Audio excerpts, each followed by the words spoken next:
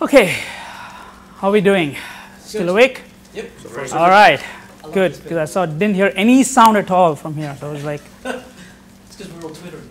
you're all twittering. Yeah, I did hear a lot of keywords going up and down, so that's good. Lots and lots of noise, you just can't see it. I was doing my level best to try and follow you guys. There was a couple of comments that I saw on Twitter where people were saying that the engineering behind this is impressive. And to everyone else who doubted me, I said, I am not easily impressed. This is impressive stuff. You know, I'm just trying to wrap my head around how do you coordinate frames being injected into 1,500 different ports so that they're in lockstep at 10 nanosecond intervals. Because they're doing it the right way. He is a fan. Oh, yeah, I am a fan. And actually, maybe to add to Those that point, are some powerful unicorns. at 40 and 100 gig, it's even more challenging because at 100 gig, you have a 64 byte frame every 6.7 nanoseconds. So there, your resolution actually needs to be even better to be able to properly do that. Yeah. That's crazy. Crazy. Yeah. Crazy stuff. And then wired everything, combined bolts. And what was the design? Louder. So you had, what was the physical topology again of how you had the wiring? To the Q fabric, you had it was all cabled back to what? To the top of the rack. To the top of the rack, and then. So that there's 1,500 Spirent test center ports, 10 gig, connected to the Spirent has itself has 1,500. Yeah, on the picture on the left, those are two racks of Spirent equipment. That's what I didn't quite understand. I was like, wait a second. Yeah, so there on the left and on the thank far you. right, so there's 768 ports on the left and 768 on the right, and there's 192 per chassis, and they actually wired to the back of the chassis to the top. So here. Yeah, this was a massive test. It's four to 5 times larger than anything done before. When I looked at that, I went, okay, well, what part is the spine? I couldn't quite figure it out, and now I get it. Yeah, it's the Q fabric in the middle and the Spirent on the outside. Okay. So these are individual Spirent chassis, and then they have some sort of interconnect on the back end to do all the synchronization and all the stuff that you do to actually push the bits down and all this. Yeah, we have a UTP cable on the back and a special time syncing mechanism that constantly takes into consideration cable length, heat of the chassis, and location of the port in the chassis. Because otherwise, you can have two differences.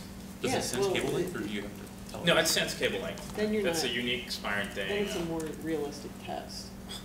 You're not getting into, oh, you created a choke point in the test here, you created a choke point in the test here. There is not. I mean, because the way you're doing it is you're really replicating Yeah. the real world. So I'm sure Shalaja could get us, there's some white papers that they published as part of the news release for the site. Yes, but I'll actually send you the test report and the Juniper test report that we had. Yeah. It's pretty scary when you read it, that every one of those chassis on the left is a 10 gig port generating traffic. But more importantly, the biggest thing about Spirent, having worked on them before, Spirent. Yes. Thank you. Say it however you like. Not only can it speak 10 gigabits per second, it can receive 10 gigabits per second. And not only that, but every single port in that left track that we see there is actually controlled and lockstep so that it doesn't go over the other port speaking down to, what was it, 10 nanoseconds resolution.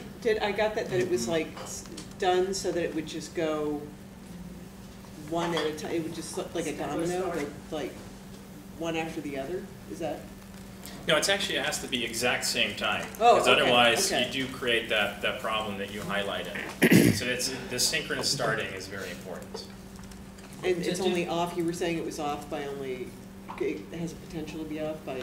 Well, the resolution is 10 nanoseconds. Okay. But if you think about it, at 10 gig, the frame insertion time of the smallest frame, 64 bytes, is 67 nanoseconds. So with a resolution of 10 nanoseconds, you're well within that that offset. He's talking Oh, about you are frame well insertion. within I mean, it's like down to. 67 nanoseconds. Yeah. It's still time to pack a lunch. Yeah. You're also talking about collecting data. It's not only send, receive, and Yeah. sync. I mean, there's this massive amount of data collection happening at the exact same time. Oh, but that's not real time.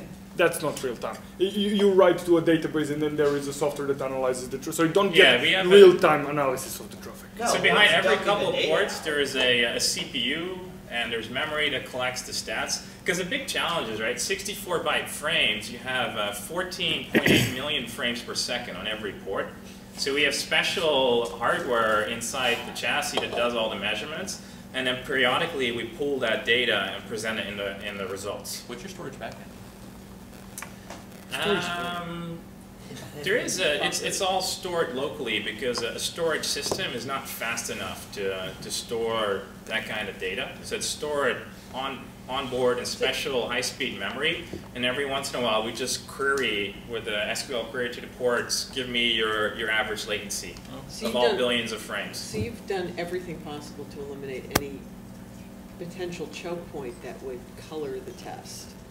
Yeah, for a throughput test. And And there's other tests where you which want is- to create choke Where points. you want to create a choke point. But Right, but this you- is the important thing. And whenever you're testing something, and having done the stress test using Spirent as well as some other vendors, it's very important that when you are running the test of this sort, is that you are not testing the performance of the test equipment. Yeah, exactly. That's what always bothers me about these kinds of tests, that you get into, so you're testing the throughput of the uplink port. You're testing the processing power on the desktops that are running the load runner instances. I mean, this is actually, I mean, there's a lot of effort in here to make sure Look that at this that's way, not Load being Runner is tested. software generated using HP. So since HP bought Load Runner, when I once used this in the days when Load Runner would allow Spirent to run their script. They don't do that anymore. Load Runner runs on top of some operating system that cannot get this sort of accuracy. Right, It right. cannot generate this volume. More importantly, it cannot terminate this volume. It's, to me, this is more real world than. I mean, I don't know if you're going to cover it in the presentation, but actually for what we do here, this is not relevant. This is them just impressing us. Wait until you get to the behavior testing that I can do. Let's get to the demo. And we'll be showing some of this later too. Sorry for jumping ahead, Yeah, but no problem. I know what you guys have. So. And just as a statement around this, you guys also do actual switching in the data center. You guys mentioned you're actually live data streaming here too, right? If you are. Yeah, different business segments that you mentioned. One of those is you're in live data. It's not just Yeah, we live. actually, we have products too that can create impairments. So if you wanted to do a V-motion test between two data centers in a lab, you can take one of our products, put it in the middle, and we'll simulate a 100-mile LAN link. So those kind of tools we have as well. I have a latency testing question. Can you do a meaningful latency test at line rate? All these are at line rate. They have to be, actually they have to be at the highest throughput rate, which isn't necessarily always line rate, because in the RFCs, the latency test is done at a stressful level, so at the highest throughput. That's what the throughput test and the latency test recommend. So if you're really running at, let's say line rate is the capability of the device you're under test, and you know it's spitting frames out towards the test box at line rate, and then the device that you're testing generates a packet of its own, like a BPDU or a CPU frame or something like this. Very good point. You actually, in these performance tests, have to turn that off, because otherwise you will create congestion.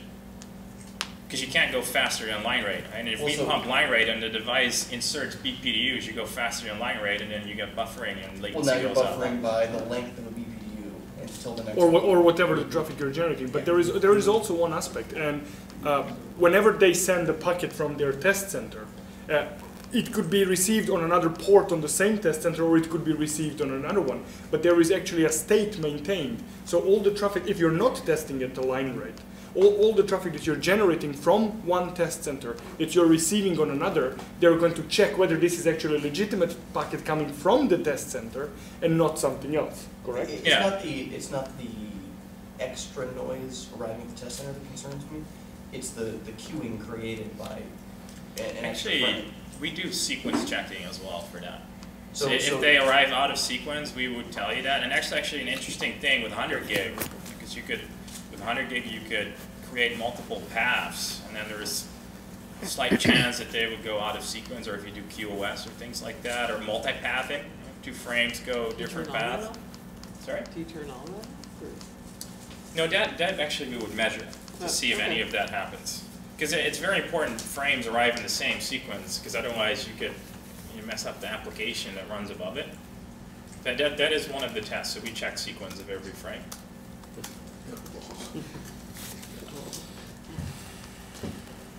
Okay, I've been given the signal. So, yeah, it's nice when you walk on stage and say, how's everyone doing? And they say, we don't want to, get the other guy back on. You know, so anyway, my name's Ameya. I'm going to be talking about something slightly different to what Yuri and Ankur have been talking about so far. When Patrick was here, he mentioned that you probably didn't know that Spirent made wheelchairs. Here's another interesting trivia.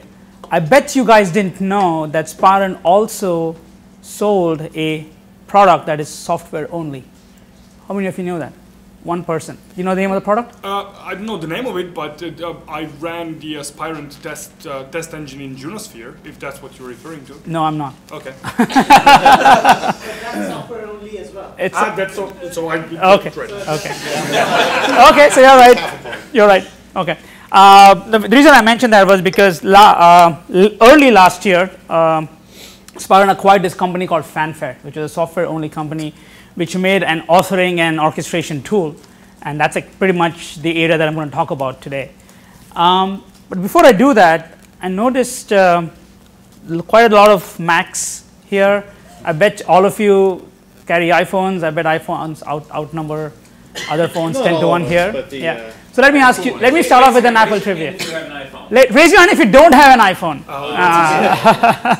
Now leave the room. Okay. So let me start off with an Apple trivia. You have to make phone calls.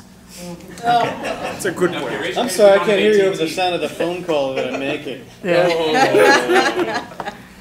So 2007, Apple introduces the iPhone. They did something else that year. I'm not talking about a new product. I'm not talking about a new release of iOS. I'm not talking about MobileMe, iCloud, anything. They did something internally to themselves. 2007, Apple fanboys everywhere. Do you know what that was? 2007. Switch from PowerPC to Windows. That was way before. That was earlier than that. Earlier than that. They changed their name. Yeah. Do you know that? Do you know what they changed it from and to? From Apple Computer to Apple Inc. What were they trying to signify or indicate? We're more than a computer company. Exactly. Shift in focus. Right? There's a paradigm shift happening there. And that's pretty much what my topic or my prediction is going to be saying, is that there's going to be a shift. If you look at what Apple did, they said we are not just a computer company, we are more than a computer company. And that's what I think the enterprises are going to have to face down the road.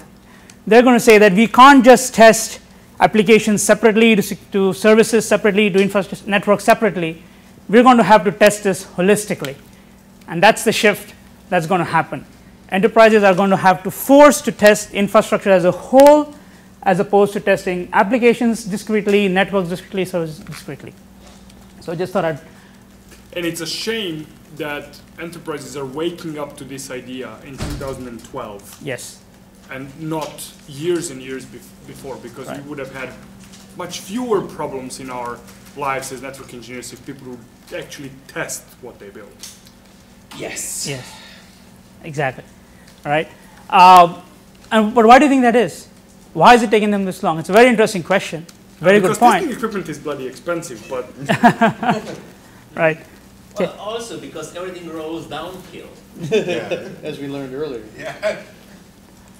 So, if I can get this thing off. So this is how it looks. This is how it looks today, right? If you look at a typical infrastructure, right, and if you look at what the enterprise is looking to test, this is where Spirent at the bottom is very good at, right? You have the physical network layer and the virtual network layer, but then at the top, you start getting into more of the cloud, where you have the service, the applications, and the business processes.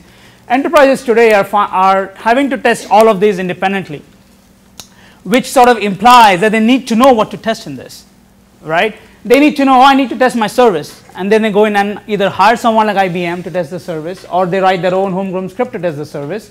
And because they don't have domain expertise in that, what happens? They test it. Exactly. Right? And that happens everywhere. Every single block, every single arrow is what they need to test. And since they don't have the domain expertise to test that, they're failing. So this is the situation today. And what the enterprises are saying is, I don't want to do this anymore. I want to answer simple questions like, I just bought a 100 gig switch. Is it working at the level it's supposed to? I'm about to virtualize my entire network. Can my infrastructure handle the migration of the application and data? Right? That's the kind of the questions the enterprises are asking. So what we're seeing is going to happen is that enterprises are going to demand testing that happens at a holistic level. They want something that tests the entire infrastructure and not just bits and pieces of the network, or not just a particular service or a particular process. This is what they want. But the problem is there is no one out there giving this to them. Right? I threw up the name of IBM there. I'm surprised no one's commented on that. That's probably something that you guys don't hear much of when you talk about networking and testing, right? But IBM, especially the rational line of products, are extremely good, if I were to go back a slide, at testing the services, the applications, and the processes. Whereas Spirent is extremely good at testing everything below that. They're extremely good at testing the network. That's all what you saw Ankur and you represent, right? But this is what they want. This is what the enterprises want. This is what the customers want. How do we get this? Well, the market has actually started to think about this. And there is an analyst firm based out in Arizona called Vogue, who actually wrote a white paper or a market report on this. They've introduced this new concept called ITO, or infrastructure test optimization, which is what they recommend is how enterprises go about implementing this holistic solution. And they say there are 5 areas that the organizers need to do. And if you implement these 5 areas, you get what's called ITO, which is pretty much allowing you to test holistically. So let me just walk through these areas very briefly.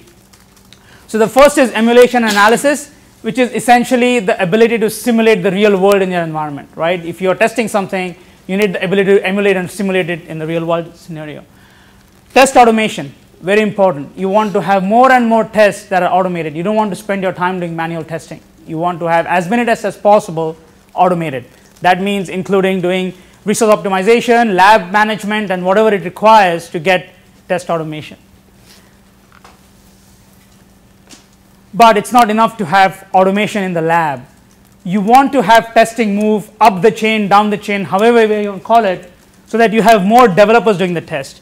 Everyone knows the later you find a bug in the market, the more expensive it is to fix. So you want to go up the chain and find bugs as early as possible. And the only way to do that is to have developers start to do more testing, right? So that's what is required, is to have some sort of manual testing, unit testing, whatever you like, but have it at the developer side.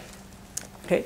The other practice area is the area of quality management. This is more of a overarching area. It sort of helps organizing get requirements. So typically if you look at service providers and NEMs get requirements from service providers. They then they have to go implement that functionality.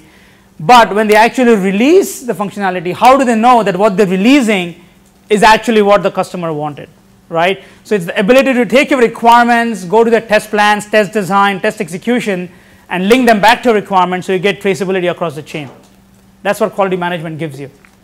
And that's where companies like IBM and HP play a big part. Okay.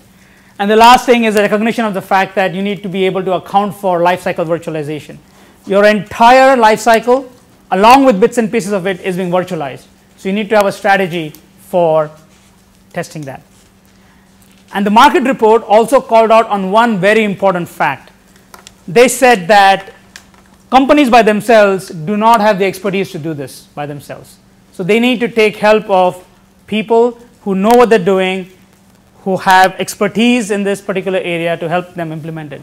And the net result of this is that it helps eventually drive business side innovation, because that's what the companies want to do, right? They don't want to be doing all of this stuff. They want to be getting new products to market quicker. They want to be innovating. So that's the concept of ITO, and that's what we think the paradigm shift is happening. And the only slide which has Spirent logo on it, which is I mentioned Spirent and IBM. We are the only sort of partnership that is uniquely positioned to help customers address this challenge that they're facing, right? I mentioned that I showed you the two blocks. Spirent is very good at testing the network layer. IBM is very good at testing everything above that. And we have formed a very good partnership where we are going around asking companies to embrace this idea of ITO, to go around holistic testing and using Spirent and IBM as the partners to do that, right? So if you look at it, we have solutions across the board, either as partnerships or as homegrown systems. And that's what we believe ITO is all about. So this is what I predicted, that everyone, or not everyone, but enterprises need to go more towards doing holistic infrastructure testing. And ITO is that market category which will help enable this paradigm shift. So very, very different conversation compared to what Ankur and Yuri were talking about. Any questions? To be able to do application testing, or as you say infrastructure testing, you've got to be able to have a way of generating traffic loads that correctly replicate application loads. Correct. It's this whole emulation analysis which deals with being able to simulate the real world in your environment, Right. which You means need to be able to have tools that say, I'm going to transfer a file using exactly SMB traffic. right. See, I didn't say SYS. Thank you. You can say that, that's what you mean. So how do you model the traffic loads of your application? Yeah. So how do you, am I able to say I want to transfer 1,000 files over an using SMB protocol and pseudo that? Is that? You should be able to. Yeah. That's the whole idea, right? You should be able to simulate whatever it is. Like if you're talking about taking everything virtual, right? Is the underlying infrastructure able to handle what happens when you do, right? It's not just a matter of flicking a switch on and off. If you flick a switch, sure, but that is the infrastructure capable of handling that. The question here is not should you be able to, but can you do it? Does the Spirent do it? Oh, okay. Do you have the tools that, let's say, I want to test my network. I'm going to have this many thousands of people. They're going to be transferring files to from servers. The servers are going to be replicating. I'm going to be doing vMotion here. I'm going to be doing the backup here. Right. Can you actually generate that kind of a test and replay it in the network? So there's actually two aspects to that question. One is, do you actually have tools to generate every individual thing that you talked about? And secondly, do you have a tool that can help you orchestrate that entire testing as a whole? Please tell me that your answer is yes.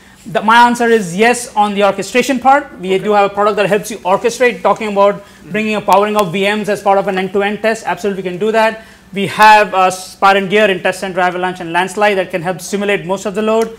Specifically, the question about SMBs, honestly, I'm not really sure. I'm going to have to defer to either Ankur or Yuri to see if we have that particular capability. Can you repeat that question for Yuri? So, for example, in an enterprise network, I would have a certain amount of DNS, a certain amount of HTTP, and then I'd have a certain amount of SMB traffic, where it might be file shares, and then some printing, whether it would be LPR or some other. Can I simulate those protocols? Yeah. As an orchestration piece? In our product, yes, and it's integrated with the iTest. So what you can do is, with our Avalanche product platform, it's a stateful traffic generation tool, but you can also do custom traffic. You can import it, and then you can blow it up thousands of times, millions of times. So you can not only bring in your custom traffic, at times some of the companies have their proprietary protocols or some protocols which are over and above TCP standard protocols. Something like Oracle or SAP or... Yeah, so you're saying you can record it capture it using Wireshark? Yeah, you can do PCAPs, yep. And you can have nested TCP conversations, yes. And we can play all of those nested TCP conversation, and we have our own TCP stack on which we build those applications, so we can still control your timing.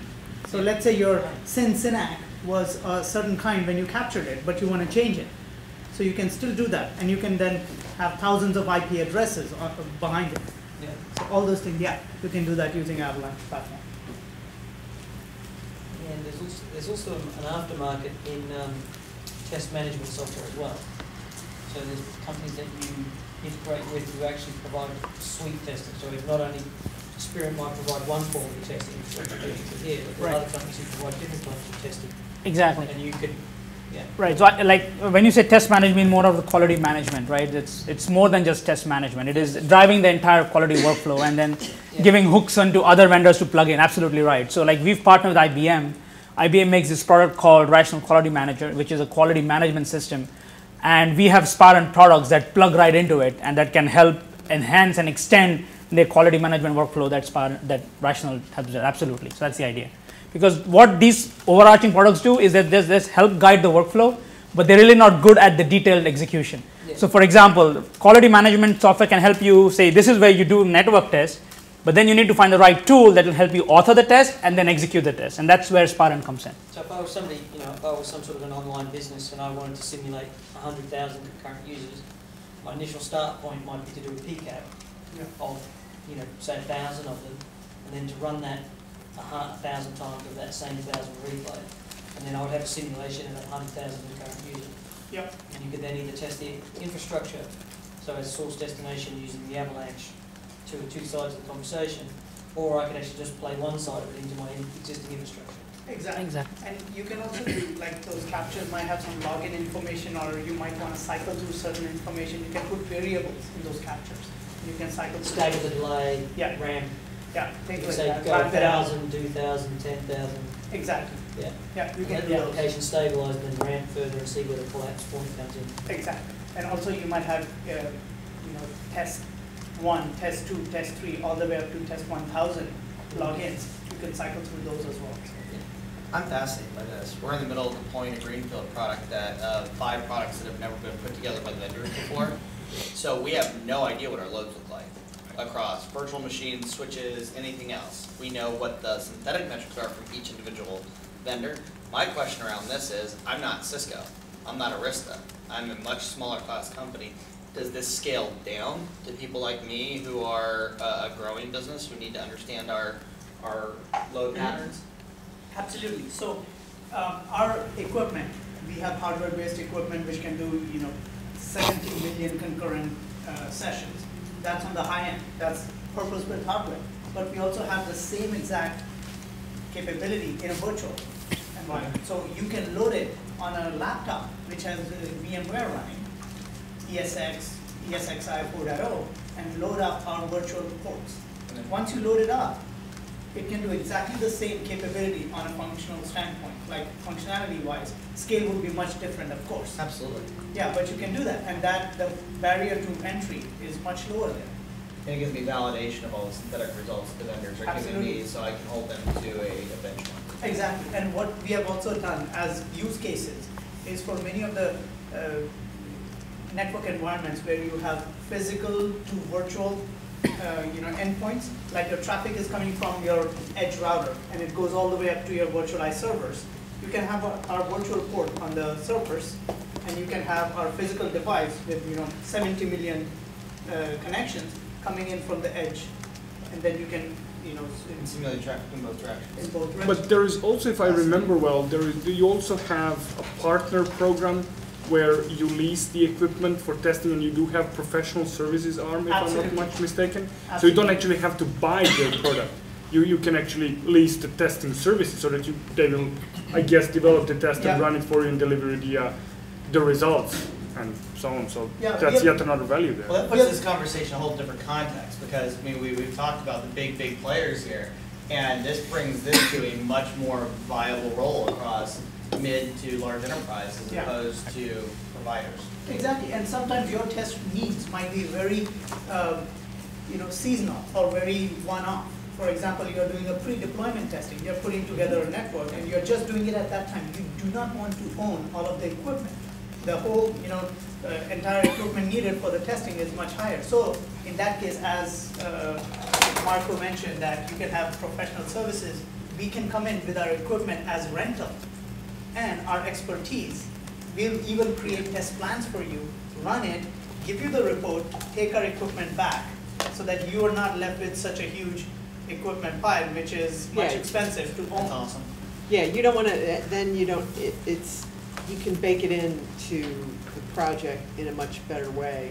instead of that CapEx of, you just have this equipment sitting there, and how often are you gonna use it? I'm going back to my vendors on Monday, and I'm gonna make them find money in their product to validate it to these guys.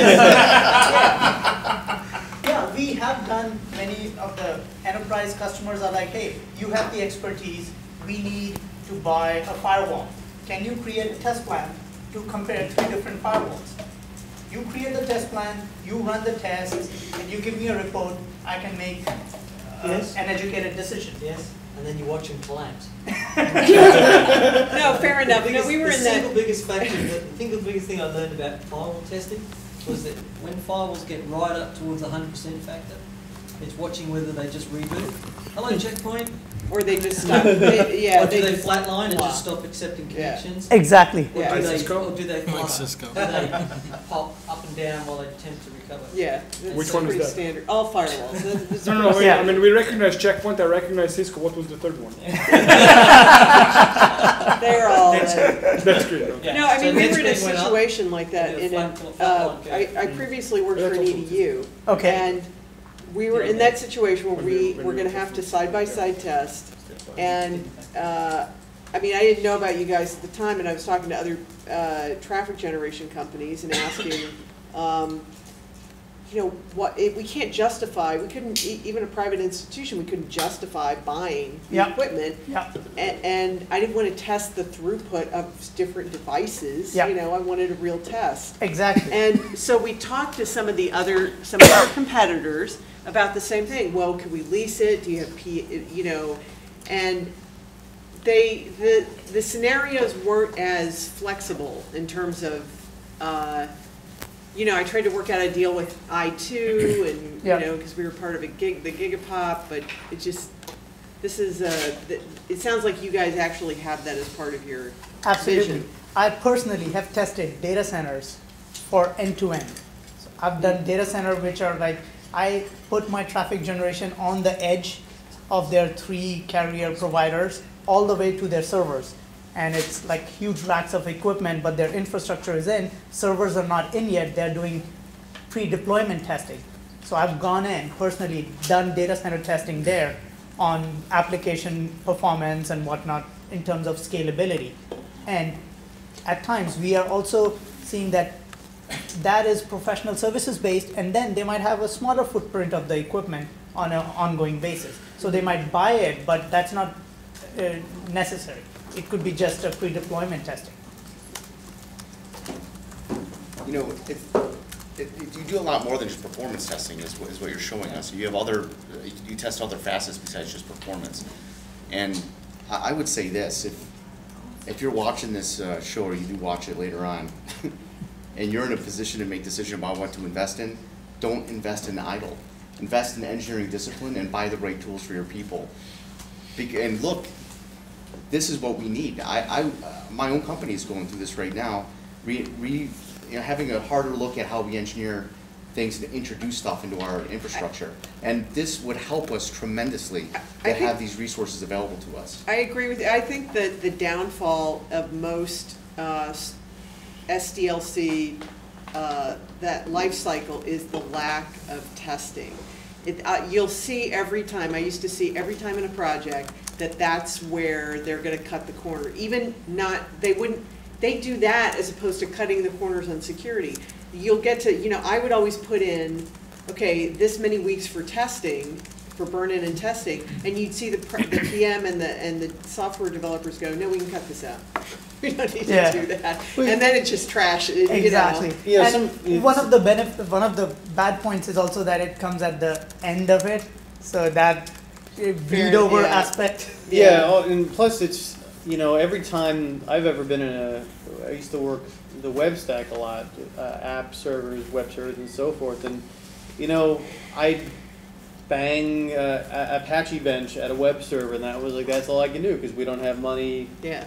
So it's nice to be here because I was only very peripherally aware of this company, but it's nice to be here to know that there's a leasing option or a professional services option to make it much more affordable. Because I always thought that this type of testing was usually out of bounds. Because you buy the equipment and then you'll use it once, maybe every 2 years when you deploy a new project and just kind of Yeah. sits Yeah, there. and, or maybe you want to buy it, like, do you have sort of a retainer option where maybe somebody Yes. brings you in once a year or twice a year Yeah. to sort of do a health check? Yeah. Like maybe an audit, but not a PCI DSS audit, network Yeah, performance audit. we also have call of contracts. So for example, at times you are going through a budget cycle and you say, hey, I think that I'm using these services quite often. I know that I'll be using 10 days of professional services this year or 20 days this year. You can have that. And then whenever you use it, you can just call on that contract. So we have call of contracts like that as well. That's that kind of a license that you get 10-day use and you can use those 10 days whenever you like, something like that. Yeah, like that. Oh, yeah. that's And good. one of the things I've seen Incidents.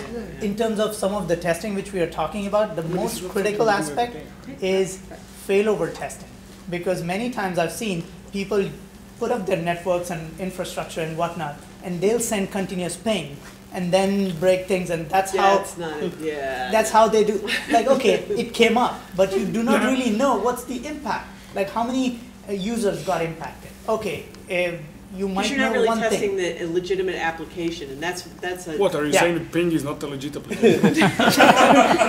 That is all I do Not on if the you're internet. paying, not if you're doing financial services or something, and it's a very intricate application. You know, ping is. Yeah, you have to Absolutely, get out financial of that financial services. services box. Some of us just ping. Yeah. So In fact, my because- next demo is just ping. I'm just going to demo something. I just Ping ping. is the heart of Seriously, the I'm network. being serious here. All you- My I'm demo a is serious ping. instructor. I ping. Yeah, it's perfect for it. Because what happens is when you do not test, you know that things are getting forwarded. But if something breaks, will it get caught by all the protocols you have in place? But will it get caught? You're just keeping your fingers crossed rather than actually testing it and pulling some cards out of a device and seeing actually, yes, failover happened, and this is how much time it took on the network side, and also what was the impact on the application side. So here's a question for you about with regards to security testing. I mean, I've talked to a couple of other, I won't mention the company names, but I've talked to some of your competitors about, like intense DDoS recreation or network fuzzing, and where because you get these firewalls in and they say, yeah, we can mitigate this, and this. I'm like, really? Yeah.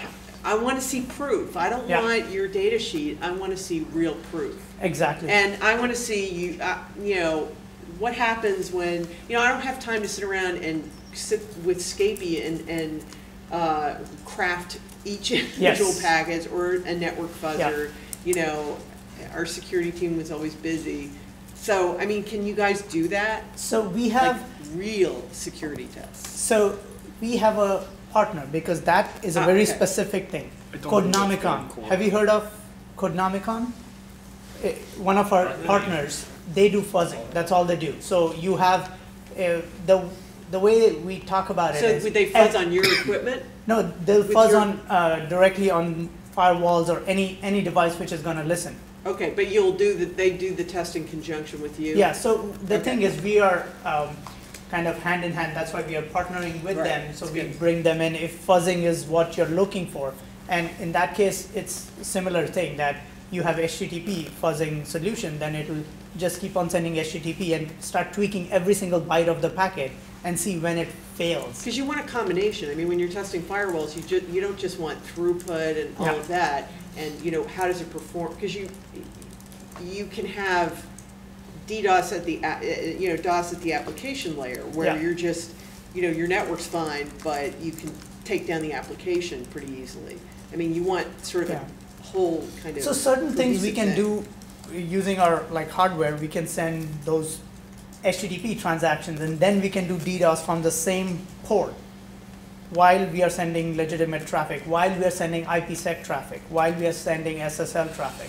So we can do DDoS attacks, we can do signature-based attacks, we can send, we have a signature database of 7,500 plus signatures of attacks, SQL-based or any of those CVE IDs which you might see, and we have a list of them. So you can do that along with legitimate traffic.